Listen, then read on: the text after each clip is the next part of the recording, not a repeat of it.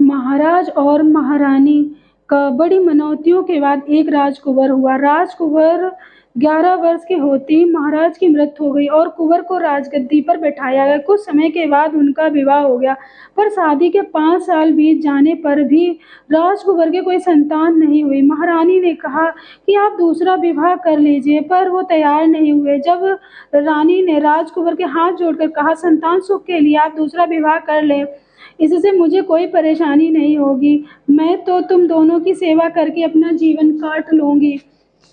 रानी के विनम्र अनुरोध पर राजकुंवर ने दूसरा विवाह कर लिया। दूसरी रानी के आते ही कहा कि मैं महल में तभी कदम रखूंगी जब पहली रानी को नगर के बाहर खेतों में रखा जाए। यह पहली शर्त। दूसरी शर्त यह है कि उन्हें केवल 1 पाउली चने ही दिए जाएं, रोज पीसे रोज खाएं। उसी में से 1 रोटी गाय को, 1 रोटी कुत्ते को दी जाए, बची हुई रोटियां ही वे खाएं। तीसरी शर्त यह है कि रानी का मुंह नहीं देखना। बड़ी रानी राजा के सुख के लिए यह सब करने को तैयार हो गई और खुशी खुशी खेतों में रहने लगी और शर्तों के अनुसार ही जीवन यापन करने लगी। उन्हीं दिनों खेत के पास वाले मंदिर में कुछ महिलाएं संकटा माता की पूजन कर रही थी। वह भी जाकर वहां चुपचाप बैठ गईं। उन्होंने विधि विधान से पूजन किया, सामग्री के पास जलाशय में विसर्जित करके जब वह घर जाने लगी, तभी रानी ने पूछा, आप कौन सा व्रत कर रही थी? इसके करने से क्या होता है? उसी समय एक बंदरिया वहां आकर चुपचाप खड़ी होकर सब सुनती रही। उनमें से एक सुहागिन स्त्री ने कहा, हम संकटा माता की पूजा कर रहे हैं। इसका व्रत विधि विधान से करने पर ही बड़े बड़े संकट दूर हो जाते हैं, सब मनोकामना पूर्ण हो जाती है। तब रानी ने हाथ जोड़कर कहा कि इसकी विधि हमें बताएं, हमारे राजा के पुत्र होने पर मैं यह व्रत अवश्य करूंगी। उन्होंने पूरी विधि कह सुनाई, पर वे अपने अपने घर चली गईं और वे अपने अपने घर चली गईं। उसी समय एक मदारी वहां आया और बंदरिया को पकड़कर शहर की ओर लेकर चला गया।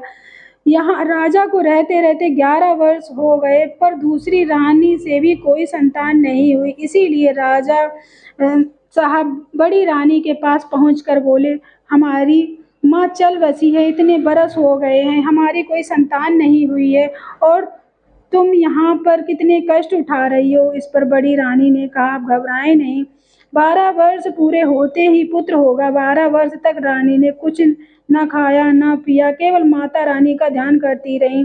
इधर छोटी रानी को जब मालूम हुआ कि राजा साहब ने तीसरी शर्त तोड़कर बड़ी रानी के पास जा पहुंचे हैं, तो वह उनको बहुत परेशान करने लगी, यहाँ तक कि इतनी फरमाइश करती थी कि राजा साहब पूरी करते करते परेशान हो गए। तब वे बड़ी रानी के पास गई और बोले, छोटी रानी तो बहुत सामान मंगाती है, पर तुमने तो कभी कुछ नहीं मांगा, मैं शहर जा रहा हूँ, कुछ मंगाना हो तो मंगा लो। तब वे बोली, ठीक है, कुछ कुछ ले आना। राजा साहब चल दिए।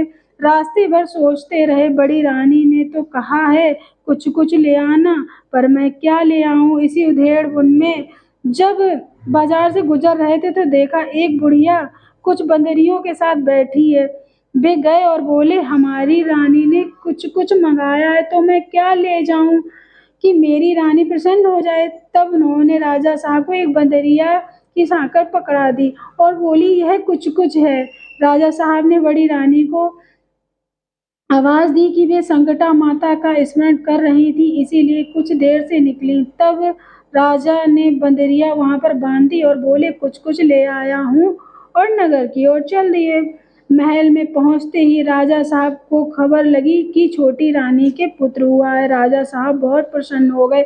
इधर बड़ी रानी बंदरिया से लिपटकर बहुत रोई। तब बंदरिया ने कहा, पुत्र तो संकटा माता देंगी ही, पर इसकी खबर नगर में सबको देती हूँ। और बड़ी रानी को पुत्र भय कहते हुए दौड़ती दौड़ती राजा साहब के यहाँ गई। एक दासी से बोली, बड़ी रानी के यहाँ पुत्र हुआ है। यह सब जैसे ही राजा ने सुना तो राजा साहब खुश होकर खेतों की ओर जाने लगे। तभी एक सुहागिन ने आकर कहा, महाराज मैं वहीं से आ रही हूँ। बड़ी रानी के पास जो बंदरिया है वह किसी को रानी और पुत्र से मिलने नहीं देती है, कहती है कि हमारा कुंवर इतना सुंदर है कि नजर लग जाएगी। राजा साहब महल की ओर मुड़ गए।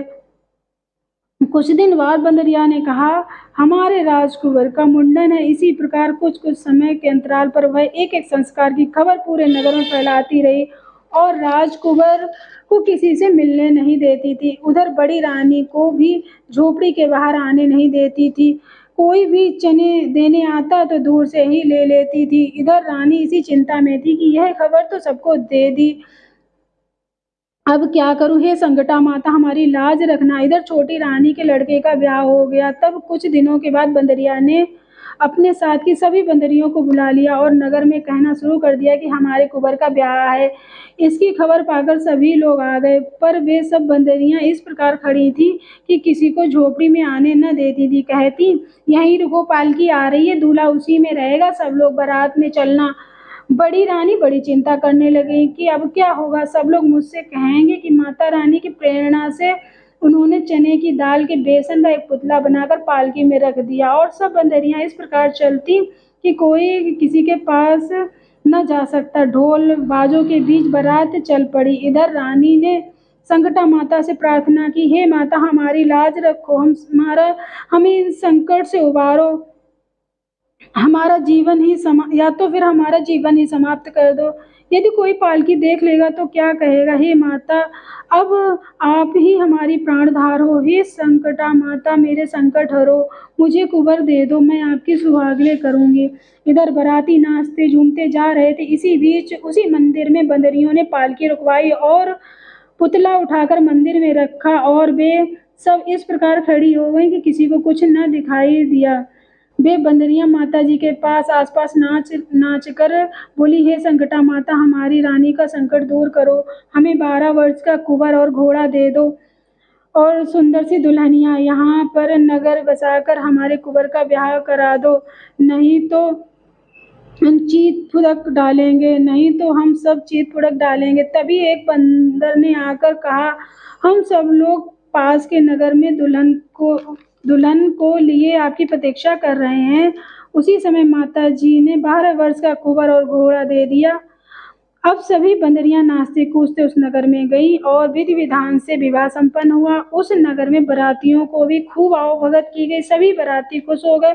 सभी बंदरियां सुंदर बहू पाकर खुश हो गईं और कुछ उसमें से दौड़ती दौड़ती बड़ी रानी के पास आई और सब हाल कह सुनाया और बोली, संकटा माता की सुहागली करो, तुम्हारे कुंवर और बहू आ रहे हैं। बड़ी रानी ने तुरंत नगर की सभी ब्राह्मण सुहागनों को निमंत्रण करवाया और बहू के घर आते ही उसी मंदिर में जाकर संकटा माता की सुहागले विधि विधान पूर्वक की। उसमें से छोटी रानी नहीं आई। वह बोली, हम संकटा की सुहागलों में नहीं आ सकते, न हमारी आदत चना खाने की है, न हमारी बहू की। तुम ही खाओ 1.25 किलो बेसन की मिठाई, क्योंकि तुम्हारी आदत चना खाने की है। ऐसा कहते ही संकटा माता के प्रकोप से छोटी रानी बेटे को उल्टी सीधी पागलों सी हरकत करने लगे।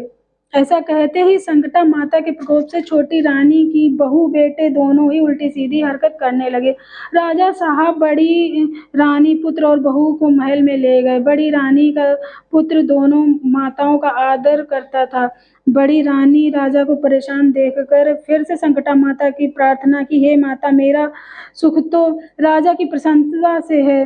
राजा प्रसन्न रहेंगे तो मैं भी प्रसन्न रहूंगी। हमारे बहू बेटे को ठीक कर दो, हम आपकी दोहरी संकटा सुहागले करेंगे। बेटा बहू ठीक हो गए। तब छोटी रानी की आंखें खुल गईं और उसने बड़ी रानी के पैर पकड़कर क्षमा मांगी। बोली, अब हम सब मिलकर माता रानी की सुहागले करेंगे। इसी बीच प्रजा मांग करने लगी कि राजगद्दी बड़ी रानी के लड़के को ही दी जाए। उन्होंने बहुत कष्ट उठाए हैं, पर बड़ी रानी ने दोनों बेटों का राज तिलक करवाया और सुखपूर्वक रहने लगे। प्रतिवर्ष राजमहल में नगर में संकटा माता की सुहागले होने लगी। माता रानी ने जैसे उनके संकट हरे हैं और उनकी मनोकामना पूर्ण करी है, ऐसे ही सबकी करें। बोलो संकटा माता की जय।